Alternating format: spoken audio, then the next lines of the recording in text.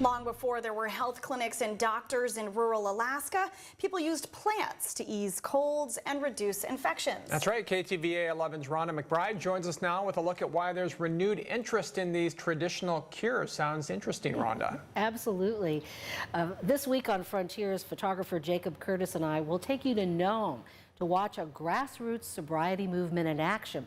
This year and next year, Nome is the host of the Rural Providers Conference, where there has been increased interest in the healing properties of traditional plants and foods.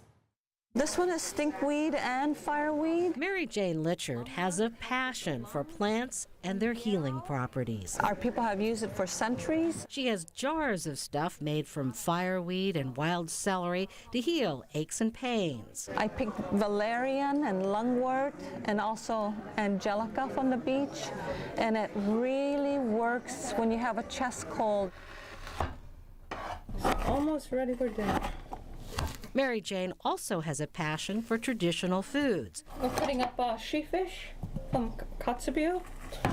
Frozen and to be eaten raw with seal oil. Pickled walrus, bullhead whale. There's a modern twist to this pickled potpourri. I like fresh jalapenos. Mary Jane's house is filled with all sorts of interesting stuff. This is black lichen.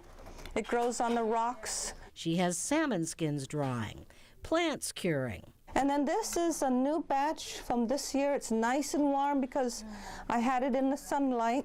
Newly gathered cottonwood buds soaking. I'm going to do it for half a year, let it sit and I stir it once a week. Eventually, she'll turn it into a massage oil. This is my cottonwood bud oil. The plant is a known anti-inflammatory. Mary Jane has promised to take us out in search of more healing and edible plants, but first we eat a meal almost entirely of wild foods. It's a lot of blueberries are growing, lots of blueberries. Finally, Mary Jane takes us to what she calls the store outside her door. She also finds blackberries. Little baby berries are coming up. Mary Jane believes the practice of gathering wild foods is healthy too. So they said that our ancestors really used to hike for many, many miles. But that world changed. Alcohol was introduced like 1870, I believe. And whole families used to brew and drink. Since then, the path for many natives was never the same. Mary Jane suspects that she may be fetal alcohol affected because her mother drank during her pregnancy. She has some challenges, but says gathering wild foods is part of her therapy. Oh, I just love this wind.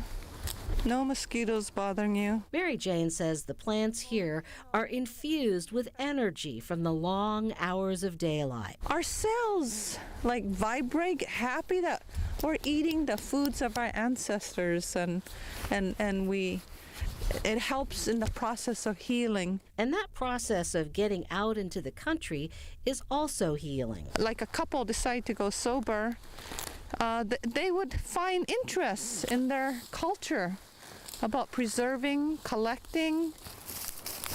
It's amazing how many edible plants Mary Jane points out. Way up there. Big blackberries, cranberries. Those are for another day. I just strip them. It's the tender shoots of the willow she's after right now. You should try it. It's really good.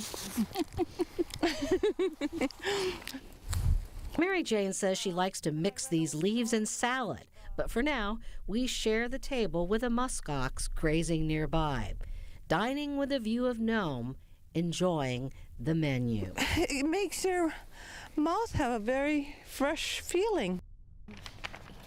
So you want to know how the willow leaves taste? Well, they had a slightly bitter taste, but it wasn't unpleasant.